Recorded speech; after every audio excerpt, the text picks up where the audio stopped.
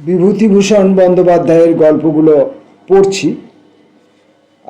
তখনকার মানুষের জীবনযাত্রা, আচার আচরণ, সংসার জীবন, তাদের দারিদ্র, তাদের লড়াই, তাদের সংগ্রাম, তাদের ভাবনা চিন্তা, তাদের সংস্কার, সব কিছু এই গল্পগুলোর ভেতরে জড়িয়ে রয়েছে।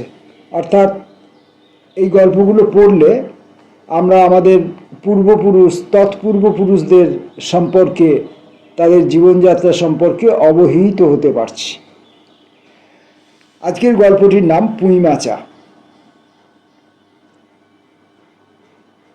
সহায় হরি চাটুর্যে উঠোনে পা দিয়া স্ত্রীকে বলিলেন, একটা বড় বাটি কি ঘটি যা হয় কিছু দাও তো, তারক্ষুরও গাছ কেটেছে, একটু ভালো রস আনি।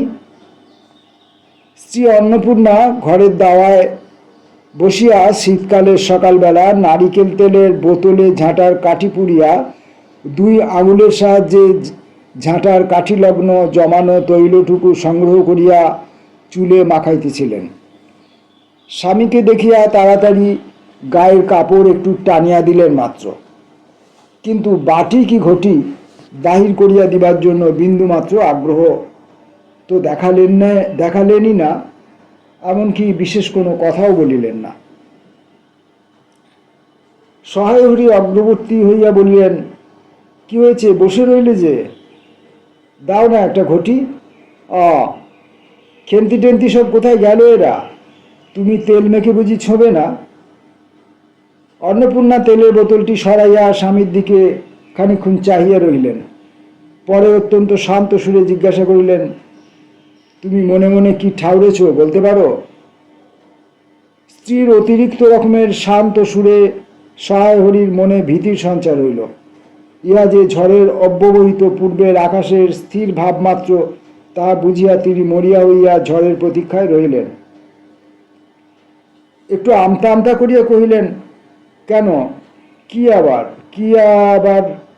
অন্নপূর্ণা পূর্বাপেক্ষাও শান্ত স্বরে বলিলেন, দেখো, রঙ্গ করো না বলছি, নাকামি করতে হয় অন্য সময় করো। তুমি কিছু জানো না নাকি খোঁজ রাখো না? অত বড় মেয়ে যার ঘরে, সে মাছ ধরে আর রস খেয়ে দিন কাটায়, কি করে বলতে পারো? গায়ে কি গুজব রটেছে জানো? সহায় হরি আশ্চর্য হইয়া জিজ্ঞেস করিলেন, কেন, কি গুজব? কি গুজব জিজ্ঞাসা করো গিয়ে চৌধুরীদের বাড়ি? কেবল বাগদি দুলেপাড়ায় ঘুরে ঘুরে জন্ম কাটালে ভদ্রলোকের গায়ে বাস করা যায় না, সমাজে থাকতে হলে সেই রকম মেনে চলতে হয়। সহায় হরি বিস্মিত হইয়া কি বলিতে যাইতেছিলেন, অন্নপূর্ণা পূর্ববৎ সুরেই পুনর্বার বলিয়া উঠিলেন, এক ঘরে করবে গো তোমাকে, এক ঘরে করবে। কাল চৌধুরীদের চণ্ডী মণ্ডপে এসব কথা হয়েছে। আমাদের হাতে ছোঁয়া জল আর কেউ খাবে না। আশীর্বাদ হয়ে মেয়ের বিয়ে হলো না, ও নাকি উচ্ছুগ্গু করা মেয়ে। গাঁয়ের কোনো কাজে তোমাকে আর কেউ যেতে বলবে না। যাও, ভালোই হয়েছে তোমার, এখন গিয়ে দুলে বাড়ি বাগদে বাড়ি উঠে বসে দিন কাটাও। সহায় হরি তাচ্ছিল্যের ভাব প্রকাশ করিয়া বলিলেন, এই আমি বলি না জানি কি ব্যাপার, এক ঘরে সবাই এক ঘরে করেছেন, এবার বাকি আছেন কালীময় ঠাকুর। ও! অন্নপূর্ণা তেলে বেগুনে জ্বলিয়া উঠিলেন, কেন, তোমাকে এক ঘরে করতে বেশি কিছু লাগে নাকি? তুমি সমাজের মাথা না একজন মাতব্বর লোক? চাল নেই, চুলো নেই, এক করার মুরদ নেই, চৌধুরীরা তোমায় এক ঘরে করবে না, তা এমন কি কঠিন কথা বলি শুনি? আর সত্যই তো। এদিকে ধাড়ি মেয়ে হয়ে উঠল। হঠাৎ স্বর নামাইয়া বলিলেন, হলো যে 15 বছরের, বাইরে কমিয়ে বলে বেড়ালে কি হবে, লোকের চোখ নেই?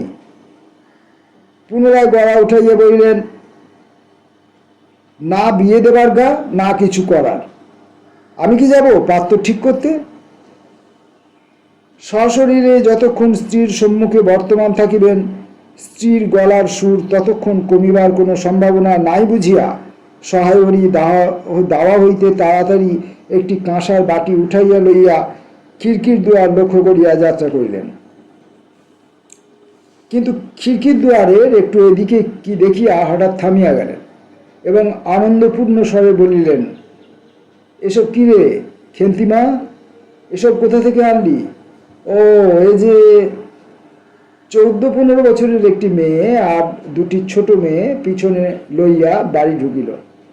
তার হাতে এক বোঝা পুঁই শাক, ডাঁটাগুলি মোটা ও হলদে হলদে। চেহারা দেখিয়া মনে হয় কাহারা পাকা পুঁই গাছ উপড়াইয়া ফেলিয়া উঠোনের জঙ্গল তুলিয়া দিতেছিল।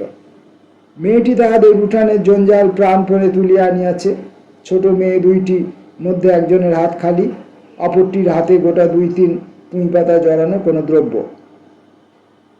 বড় মেয়েটি খুব লম্বা, গোলগাল চেহারা, মাথার চুলগুলো রুক্ষ ও অগোছালো, বাতাসে উড়িতেছে। মুখখানা খুব বড়, চোখ দুটো ডাগর ডাগর ও শান্ত। সরু সরু কাঁচের চুড়িগুলা 2 পয়সা ডজনের একটি সেফটি পিন দিয়া একত্র করিয়া আটকানো। পিনটার বয়স খুঁজিতে যাইলে প্রাগৈতিহাসিক যুগে গিয়া পড়িতে হয়। এই বড় মেয়েটির নামই বোধ হয় খেন্তি, কারণ সে তাড়াতাড়ি পিছন ফিরিয়া তাহার পশ্চাৎবর্তিনীর হাত হইতে পুঁই পাতা জড়ানো দ্রব্যটি লইয়া মেলিয়া ধরিয়া বলিল, চিংড়ি মাছ বাবা, গয়াখুলির কাছ থেকে রাস্তায় নিলাম, দিতে চায় না, বলে তোমার বাবার কাছে 8 দিনকার দরুন 2 পয়সা বাকি আছে। আমি বললাম, দাও গয়া পিসি, আমার বাবা কি তোমার 2 পয়সা নিয়ে পালিয়ে যাবে? আর এই পুঁই শাকগুলো ঘাটের ধারে রায় কাকা বললে নিয়ে যা, কেমন মোটা মোটা। অন্নপূর্ণা দেওয়া হইতে অত্যন্ত ঝাঁঝের সহিত চিৎকার করিয়া উঠিলেন, নিয়ে যা? আহ, কি অমর্ত্যই তোমাকে তারা দিয়েছে! পাকা পুঁইডাটা কাঠ হয়ে গিয়েছে, 2 দিন পরে ফেলে দিত, নিয়ে যা। আর উনি তখন আগাছা উঠিয়ে নিয়ে এসেছেন, ভালোই হয়েছে, তাদের আর নিজেদের কষ্ট করে কাটাতে হলো না। যত পাথুরে বোকা সব মরতে আসে আমার ঘাড়ে। দাঁড়ি মেয়ে, বলে দিয়েছি না তোমার বাড়ির বাইরে কোথাও পা দিও না? লজ্জা করে না এপাড়া সেপাড়া ঘুরে বেড়াতে? বিয়ে হলে যে 4 ছেলের মা হতে? খাওয়ার নামে আর জ্ঞান থাকে না, না? কোথায় শাক, কোথায় বেগুন, আর একজন বেড়াচ্ছেন কোথায় রস, কোথায় ছাই, কোথায় পাঁশ। ফেল বলছি সব, ফেল। মেয়েটি শান্ত অথচ ভয় মিশ্রিত দৃষ্টিতে মার দিকে চাইয়া হাতের বাঁধন আলগা করিয়া দিল। পুঁই শাকের বোঝা মাটিতে পড়িয়া গেল। অন্নপূর্ণা বকিয়া চলিলেন, যা তো রাধি, ও আপদগুলো টেনে খিড়কির দুয়ারের ধারে ফেলে দিয়া তো, যা। ফের যদি বাড়ির বার হতে দেখেছি, তবে ঠ্যাং যদি খোঁড়া না করি তো। বোঝা মাটিতে পড়িয়া গিয়াছিল। ছোট মেয়েটি কলের পুতুলের মতো সেগুলো তুলিয়া লইয়া খিড়কি অভিমুখে চলিল। কিন্তু ছোট মেয়ে অত বড় বোঝা আগলাইতে পারিল না। অনেকগুলি ভাটা ডাঁটা হবে এদিকে ওদিকে ঝুলিতে লাগিল। সহায়হরি ছেলে মেয়েরা তাহাদের মাকে অত্যন্ত ভয় করিত। সহায়হরি আমতা আমতা করিয়া বলিতে গেলেন, তাই এনেছে মেয়ে মানুষ খাবে বলে, তুমি আবার বরং। পুঁই শাকের বোঝা লইয়া যাইতে যাইতে ছোট মেয়েটি ফিরিয়া দাঁড়াইয়া মার মুখের দিকে চাইল। অন্নপূর্ণা তার দিকে চাইয়া বললেন, না না, নিয়ে যা, খেতে হবে না। মেয়ে মানুষের অত নোলা কিসের? এক পাড়া থেকে আর এক পাড়ায় নিয়ে আসবে 2 পাকা পুঁই শাক ভিক্ষে করে। যা যা, তুই যা, দূর করে বনে দিয়া।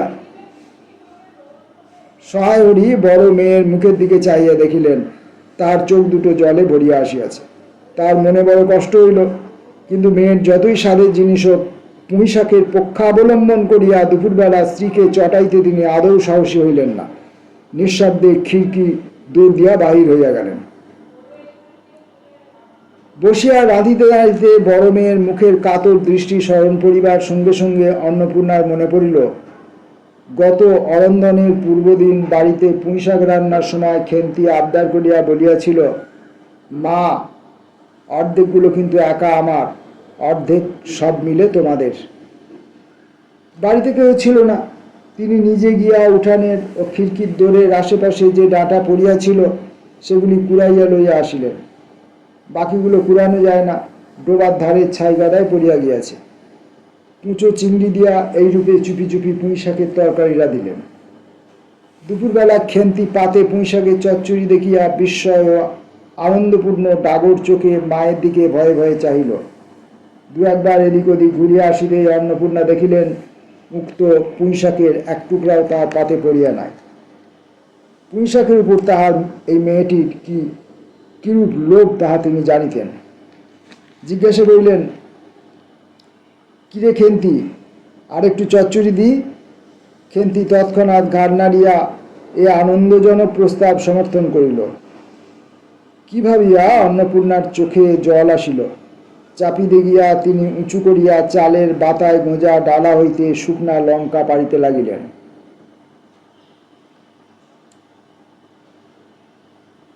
কালীমায়ের চণ্ডীমণ্ডপে সেদিন বিকালবেলা সহায় হরির ডাক পড়িল।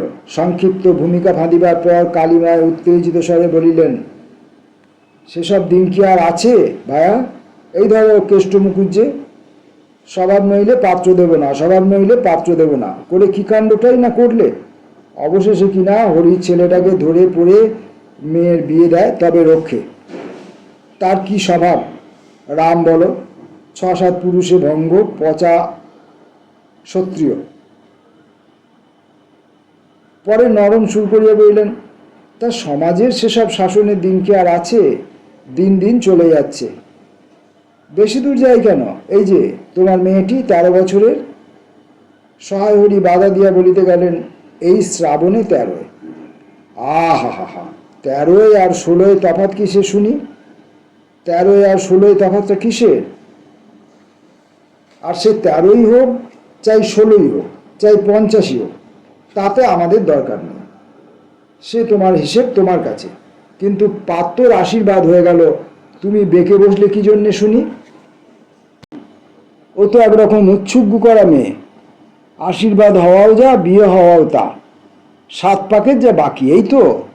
সমাজে বসে এসব কাজ তুমি যে করবে আর আমরা বসে বসে দেখব, এ তুমি মনে ভেবো না। সমাজের বামুনদের যদি জাত মারবার ইচ্ছে না থাকে, মেয়ের বিয়ের বন্দোবস্ত করে ফেলো। পাত্তর রাজপুত্তুর না হলে কি পাত্তর মেলে না? গরিব মানুষ, দিতে থুতে পারবে না বলেই শ্রীমন্ত মজুমদারের ছেলেকে ঠিক করে দিলাম। লেখাপড়া নাই বা জানলো। জজ ম্যাজিস্ট্রেট না হলে কি মানুষ হয় না? দিব্যি বাড়ি, বাগান, পুকুর। শুনলাম এবার নাকি 20 জমিতে 4টি আমন ধানও করেছে। ব্যাস, রাজার হাল। 2 ভাইয়ের অভাব কি? ইতিহাসটা হইতেছে, মণিগাঁয়ের উক্ত জমিদার মহাশয়ের পুত্রটি কালীমাই ঠিক করিয়া দেন।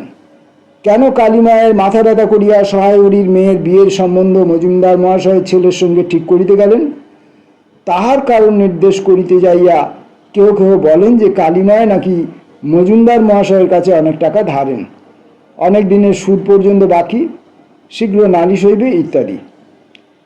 এ গুজব যে শুধু অবান্তর তাহাই নহে, ইহার কোনো ভিত্তি আছে বলিয়াও মনে হয় না। ইহা দুষ্টপক্ষের রটনা মাত্র। যাহাই হোক, পাত্রপক্ষ আশীর্বাদ করিয়া যাওয়ার দিন কয়েক পরে সহায় হরি টের পান, পাত্রটি মাস কয়েক পূর্বে নিজের গ্রামে কি একটা করিবার ফলে গ্রামের এক কুম্ভকার বধূর আত্মীয় স্বজনের হাতে বেদম প্রহার খাইয়া কিছুদিন নাকি শয্যা আগত ছিল।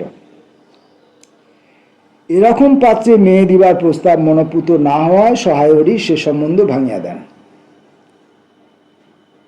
দিন 2 পরের কথা, সকালে উঠিয়া সহায় হরি উঠানে বাতাবি লেবুর গাছের ফাঁক দিয়া যেটুকু নিতান্ত কচি রাঙা রৌদ্র আসিয়াছিল, তাহারই আতপে বসিয়া আপন মনে তামাক টানিতেছেন।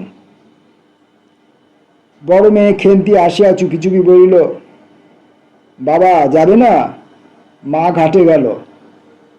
সহায় হরি একবার বাড়ির পাশে ঘাটের দিকে কি জানি কেন চাহিয়া দেখিলেন, পরে নিম্নস্বরে বলিলেন, যা শিগগিরই শাবলখানা নিয়ে আয় দেখি।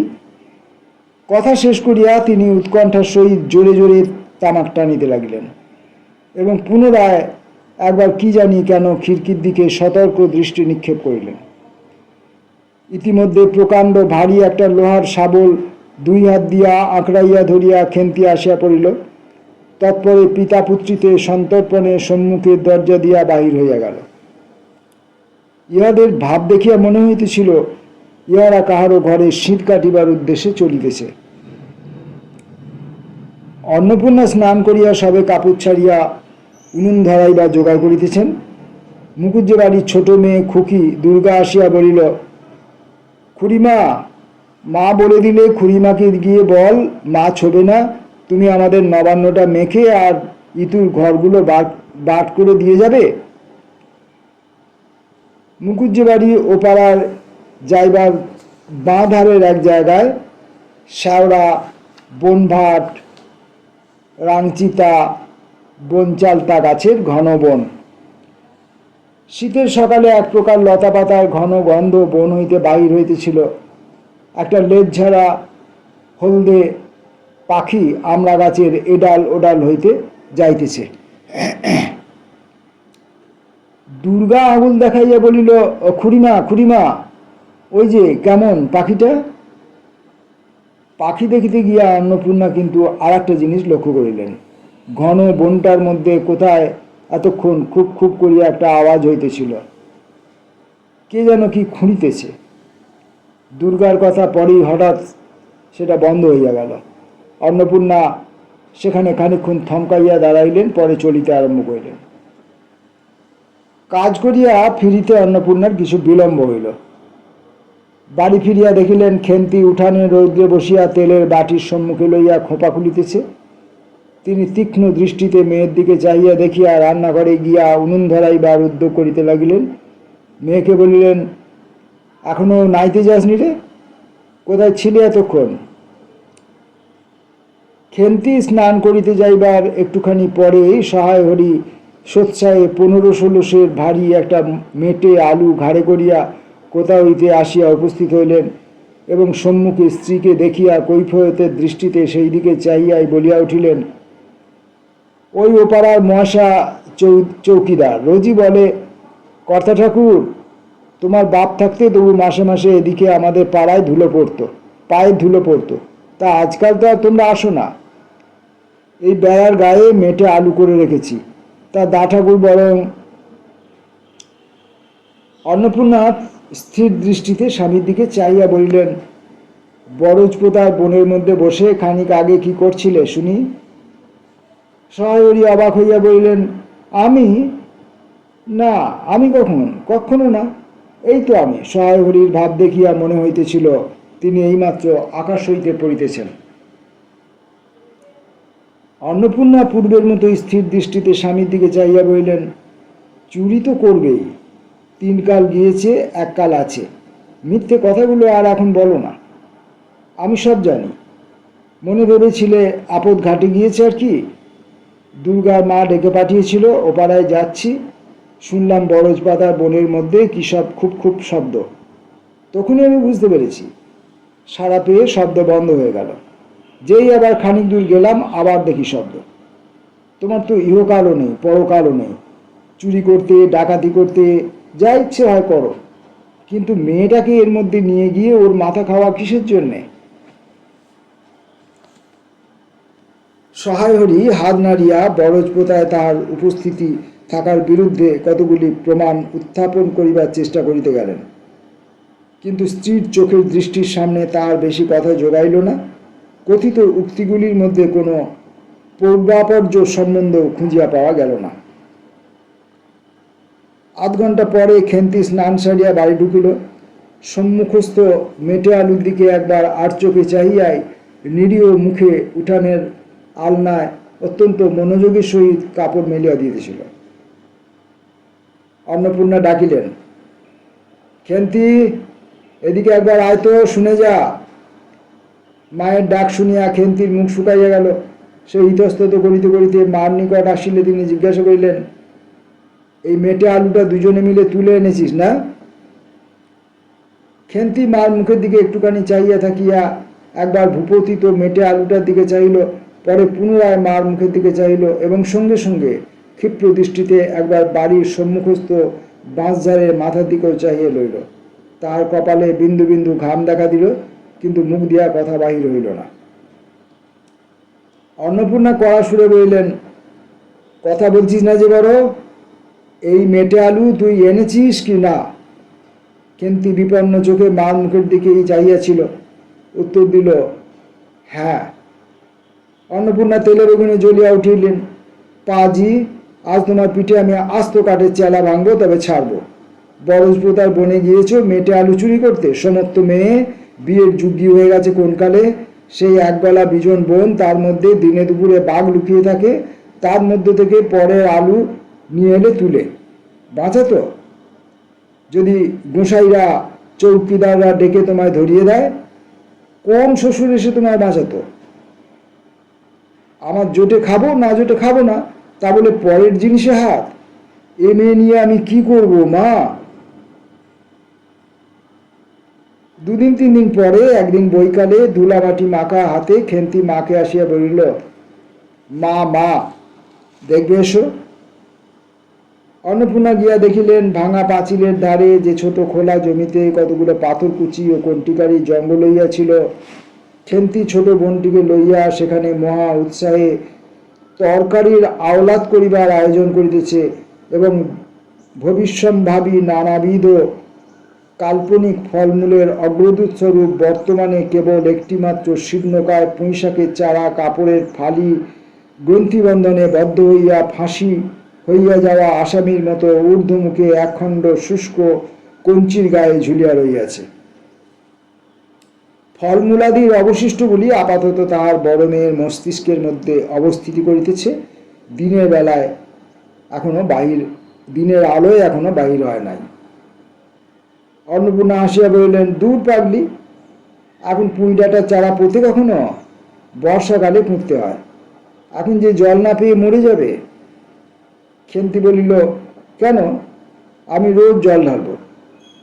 অন্নপূর্ণা বলিলেন, দেখ, হয়তো বেঁচে যেতেও পারে, আজকাল রাতে খুব শিশির হয়। খুব শীত পড়িয়াছে। সকালে উঠিয়া সহায়হরি দেখিলেন তার 2 ছোট মেয়ে দোলাই গায়ে বাঁধিয়া রোদ উঠিবার প্রত্যাশায় উঠানের কাঁঠাল তলায় দাঁড়াইয়া আছে। একটা ভাঙা ঝুড়ি করিয়া খেন্তি শীতে কাঁপিতে কাঁপিতে মুকুটজে বাড়ির হইতে গোবর কুড়াইয়া আনিল। সহায়হরি বলিলেন, হ্যাঁ মা খেন্তি, তা সকালে উঠে জামাটা গায়ে দিতে তোর কি হয়? দেখ দেখি এই শীত। আচ্ছা দিচ্ছি বাবা। কই শীত? তেমন তো। হ্যাঁ দে মা, এক্ষুনি দে, অসুখ বিসুখ 5 রকম হতে পারে, বুঝলি নে। সহায়হরি বাহির হইয়া গেলেন। ভাবিতে ভাবিতে গেলেন, তিনি কি অনেক দিনের মেয়ের মুখের দিকে ভালো করিয়া চাহেন নাই? খেন্তির মুখ এমন সুশ্রী হইয়া উঠিয়াছে। জামার ইতিহাস নিম্নলিখিত রূপ। বহু বৎসর অতীত হইল। হরিপুরের রাসের মেলা হইতে সহায়হরি কালো সার্জের এই 2.5 টাকা মূল্যের জামাটি ক্রয় করিয়া আনেন। ছিঁড়িয়া যাইবার পর তাহাতে কতবার রিপু ইত্যাদি করা হইয়াছিল।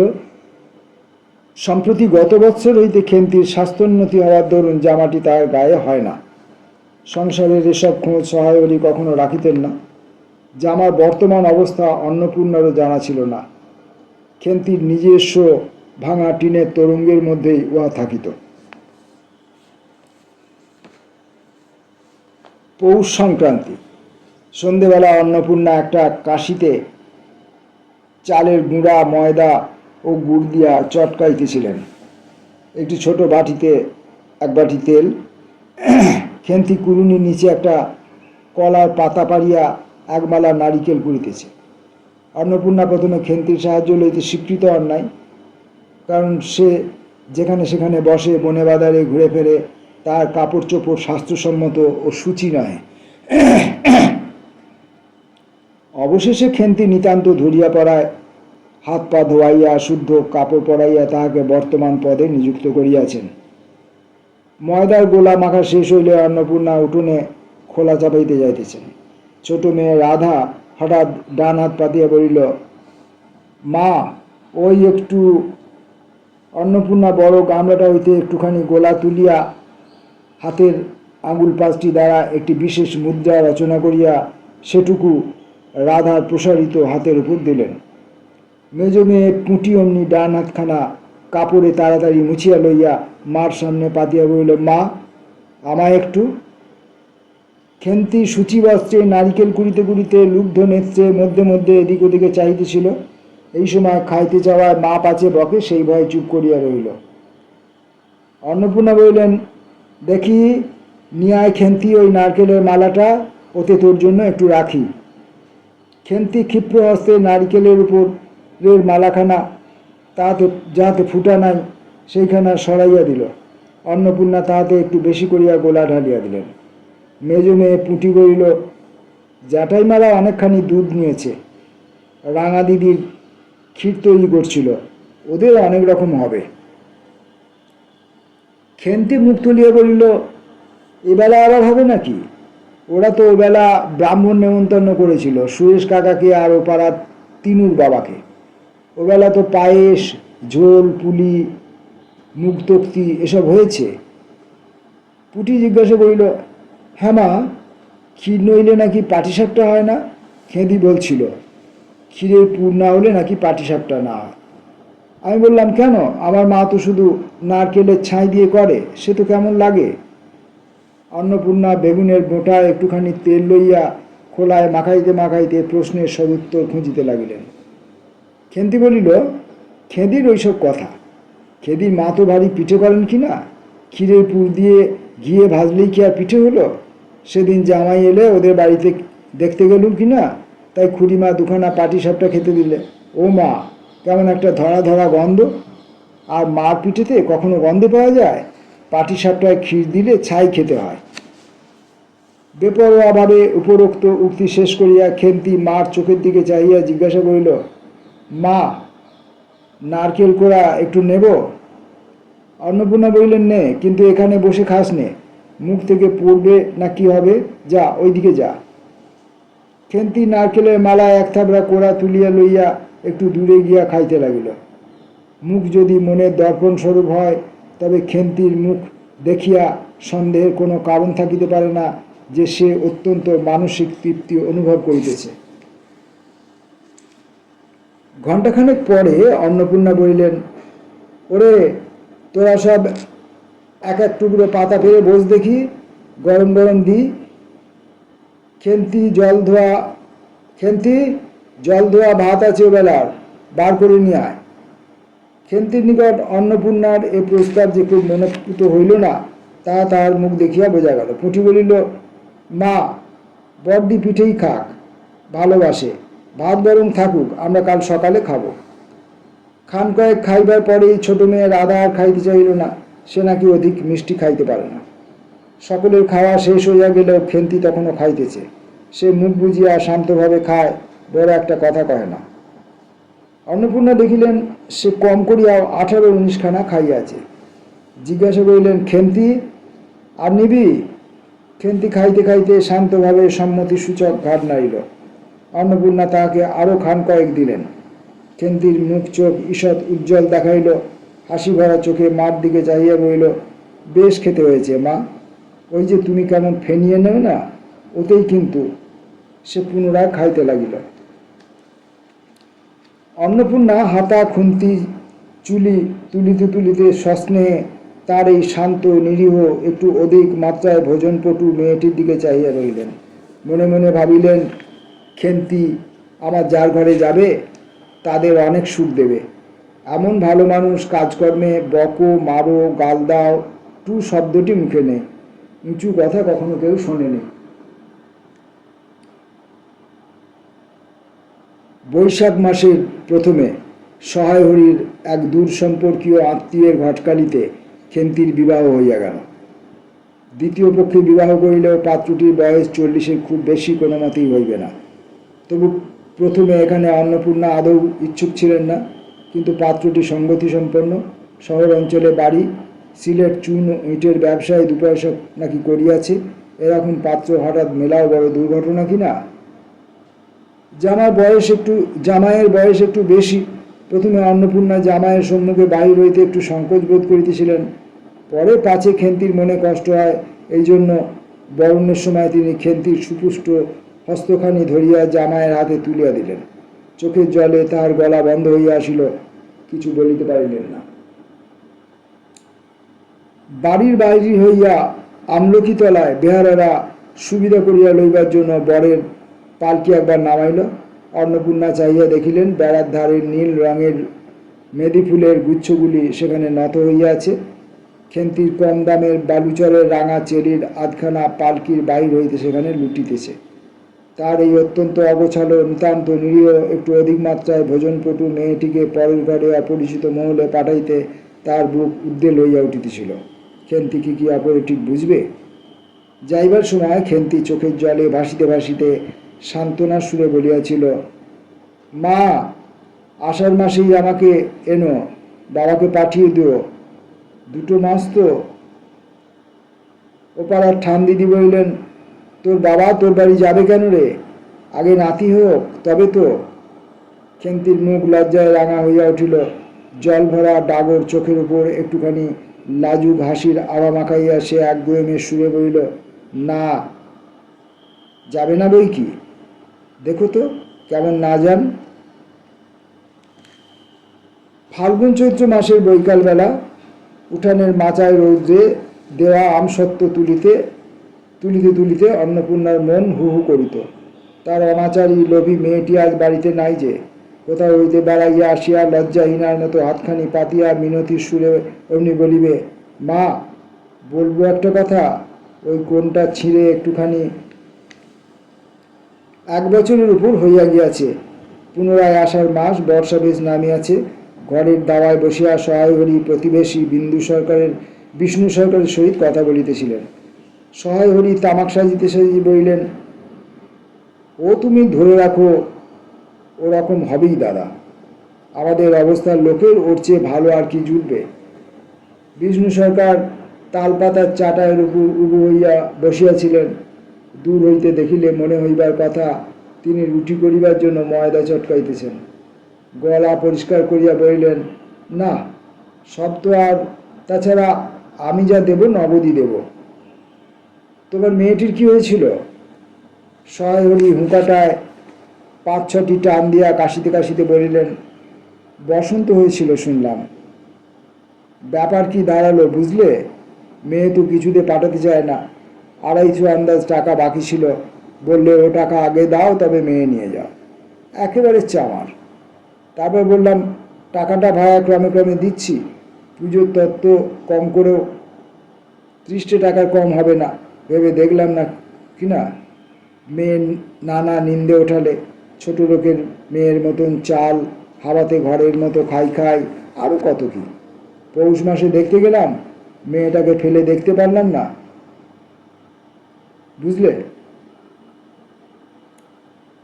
সহায় হরি হঠাৎ কথা বন্ধ করিয়া জোরে জোরে মিনিট কতক ধরিয়া হুঁকায় টান দিতে লাগিলেন। কিছুক্ষণ দুজনের মধ্যে কথা শোনা গেল না।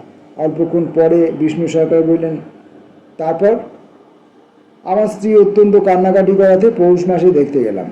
মেয়েটার যে অবস্থা করেছে, শাশুড়িটা শুনিয়ে বলতে লাগলো, না জেনে শুনে ছোট লোকের সঙ্গে কুটুম্বিতে করলে এরকমই হয়। যেমনি মেয়ে তেমনি বাপ।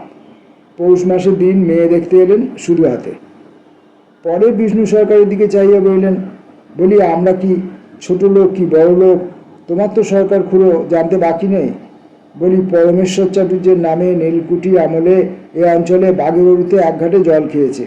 আজই না হয় আমি প্রাচীন আভিজাত্যের গৌরবে সহায় হরির শুষ্ক সুরে হা হা করিয়া খানিকটা শুষ্ক হাস্য করিলেন। বিষ্ণু সরকার সমর্থন সূচক একটা অস্পষ্ট শব্দ করিয়া বার কত ঘাড় নাড়িলেন। তারপর ফাল্গুন মাসেই তার বসন্ত হলো। এমন চামার বসন্ত গায়ে বেরুতেই টালায় আমার এক দূর সম্পর্কের বোন আছে। একবার কালীঘাটে পুজো দিতে এসে তার খোঁজ পেয়েছিল।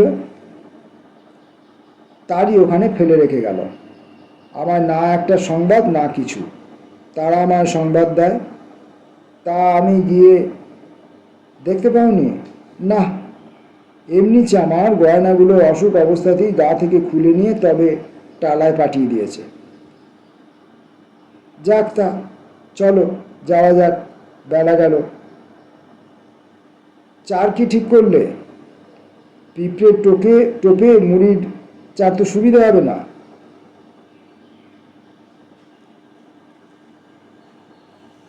তারপর কয়েক মাস কাটিয়া গিয়াছে।